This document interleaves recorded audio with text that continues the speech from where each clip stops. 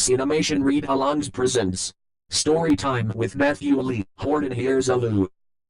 This is the story of Horton Hears a Who. You can read along with me in your book.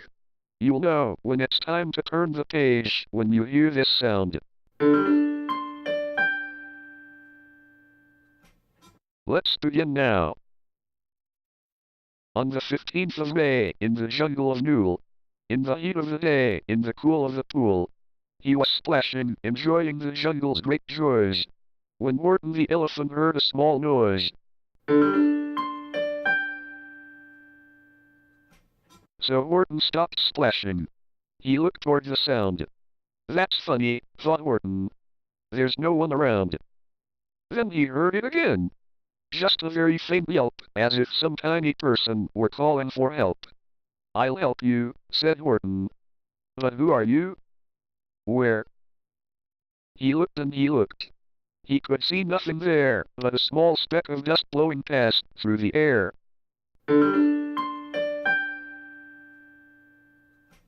I say, murmured Horton. I've never heard tell of a small speck of dust that is able to yell. So you know what I think. Why, I think that there must be someone on top of that small speck of dust. Some sort of a creature of very small size, too small to be seen by an elephant's eyes.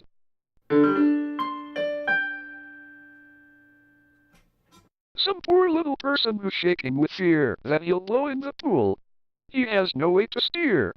I'll just have to save him. Because, after all, a person's a person, no matter how small.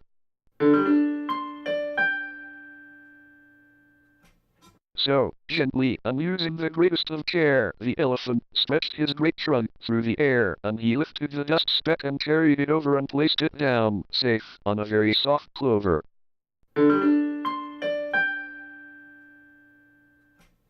Humph! Humphed a voice. 'Twas a sour kangaroo. And the young kangaroo in her pouch said, Humph! Too. Why, that speck is as small as the head of a pin. A person on that. Why, there never has been.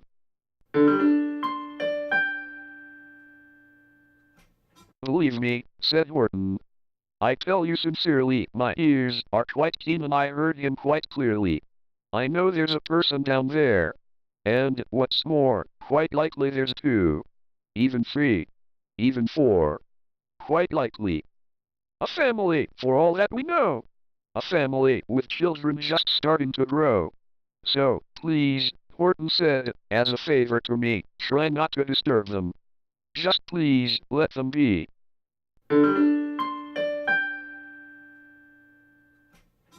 I think you're a fool. Left the sour kangaroo, and the young kangaroo in her pouch said, Me too. You're the biggest blame fool in the jungle of Newell. And the kangaroos plunged in the cool of the pool. What terrible splashing! The elephant frowned. I can't let my very small persons get drowned. I've got to protect them. I'm bigger than they. So he plucked up the clover and hustled away. Through the high jungle treetops, the news quickly spread. He talks to a dust speck. He's out of his head. Just look at him walk with that speck on that flower. And Horton walked, worrying, almost an hour. Should I put this speck down? Horton thought with alarm. If I do, these small persons may come to great harm. I can't put it down. And I won't. After all, a person's a person. No matter how small.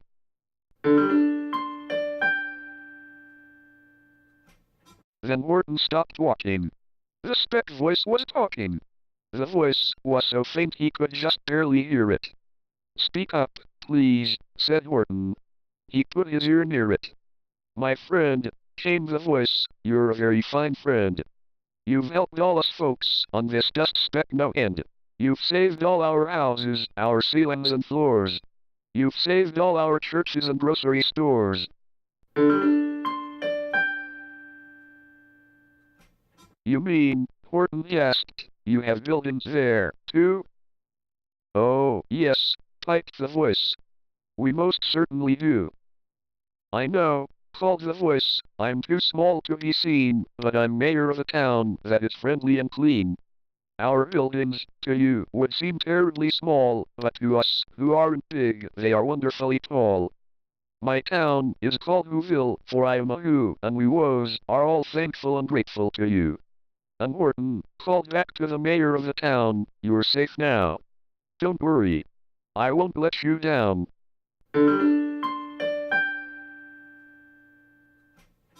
But, just as he spoke to the mayor of the speck, 3 big jungle monkeys climbed up Horton's neck. The Wickersham brothers came shouting, "What rot! This elephant's talking to who's who are not. There aren't any who's. And they don't have a mayor. And we're going to stop all this nonsense. So there."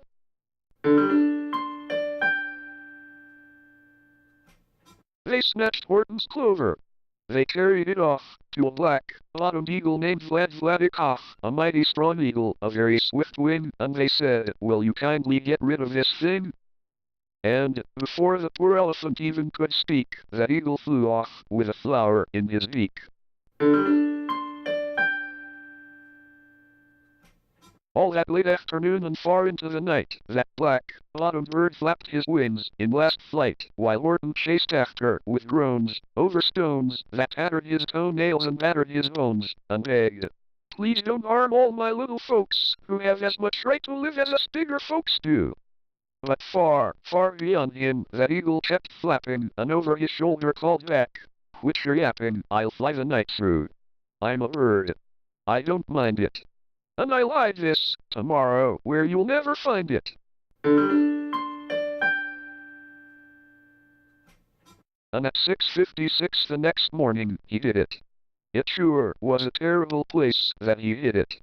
He let that small clover drop somewhere inside of a great patch of clovers 100 miles wide.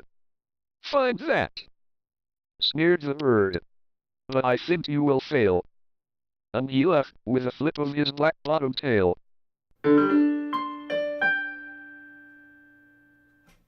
"I'll find it," cried Horton. "I'll find it or bust. I shall find my friends on my small speck of dust." And clover by clover with care, he picked up and searched them, and called, "Are you there?" But clover by clover, he found that the one that he sought for was just not around. And by noon, poor old Horton, more dead than alive, had picked, searched, and piled up 9,005. Then, on through the afternoon, hour after hour, till he found them at last, on the 3 millionth flower. "My friends," cried the elephant, "tell me, do tell, are you safe? Are you sound? Are you whole? Are you well?"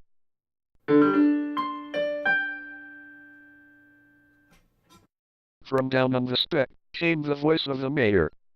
"We really had trouble, much more than our share. When that black-bottomed bird you let go and we dropped, we landed so hard that our clocks have all stopped. Our teapots are broken, our rocking chair smashed, and our bicycle tires all blew up when we crashed. So, Horton, please," pleaded that voice of the mayor's, "will you stick by us while we're making repairs?" "Of course," Horton answered. "Of course I will stick. I'll stick by you small folks through thin and through thick."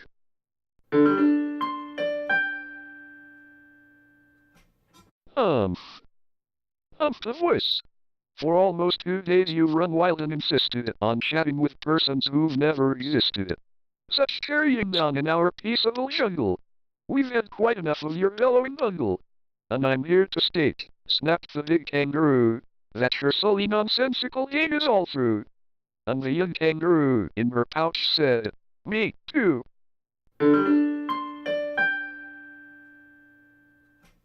With the help of the Wickersham brothers and dozens of Wickersham uncles and Wickersham cousins and Wickersham in-laws, whose help I've engaged, you're going to be roped. And you're going to be caged. And, as for your dust speck, that we shall boil in a hot steaming kettle of hazelnut oil. Boil it," gasped Horton. "Oh, that you can't do. It's all full of persons They'll prove it to you.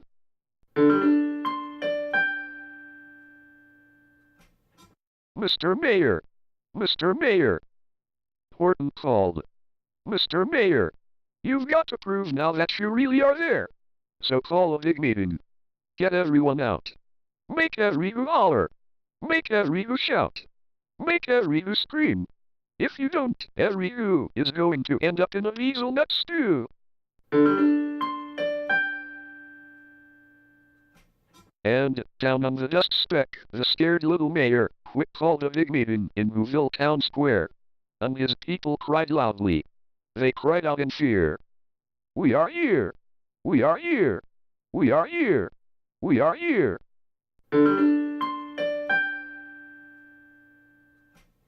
The elephant smiled.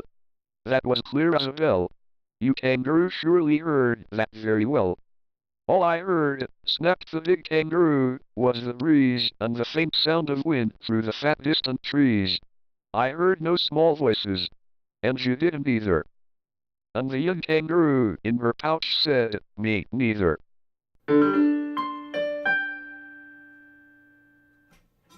Grab him! They shouted. Uncage the big dope. Lasso his stomach with 10 miles of rope. Tie the knots right so he'll never shake loose. Then dunk that dumb speck in the hazelnut juice. Horton fought back with great vigor and vim, but the Wickersham gang was too many for him. They beat him. They mauled him. They started to haul him into his cage. But he managed to call to the mayor, don't give up. I believe in you all. A person's a person, no matter how small. And you very small persons will not have to die if you make yourselves heard. So come on now and try. The mayor grabbed the tom-tom. He started to smack it. And all over Whoville they whooped up a racket. They rattled tin kettles. They beat on brass pans, on garbage pail tops and old cranberry cans. They blew on bazookas and blasted great toots, on clarinets, oom-paws and flutes. Great gusts of loud racket rang high through the air. They rattled and shook the whole sky. And the mayor called up through the howling mad hullabaloo, hey, Horton, how's this? Is our sound coming through? And Horton called back, I can hear you just fine, but the kangaroo's ears aren't as strong, quite, as mine. They don't hear a thing. Are you sure all your boys are doing their best? Are they all making noise? Are you sure every who down in Whoville is working? Quick! Look through your town. Is there anyone shirking?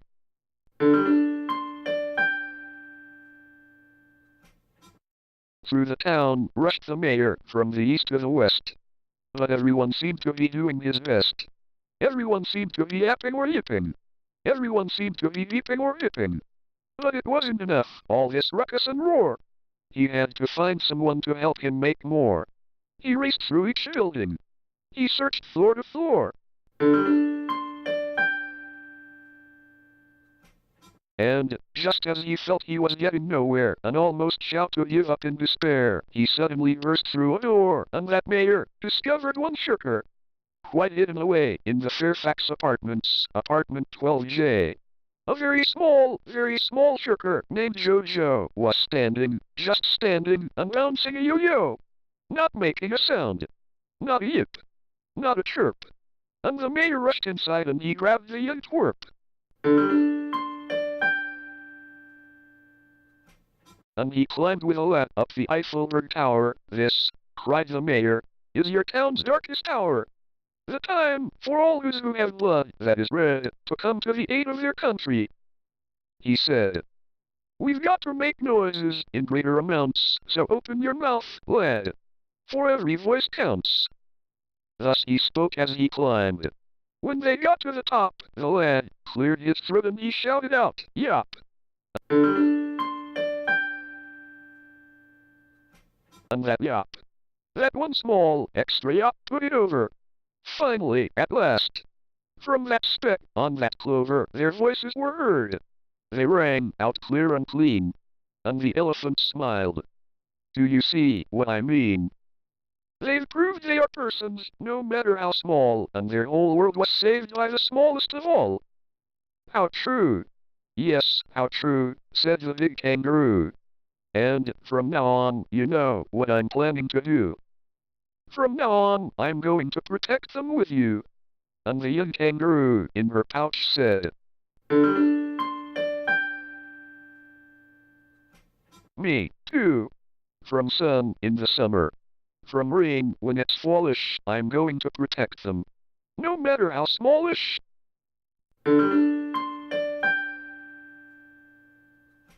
That is the end of this story. Don't forget to like, subscribe, comment, turn on my post notifications bell, and request us some more if you enjoyed this video. See you next time. Goodbye.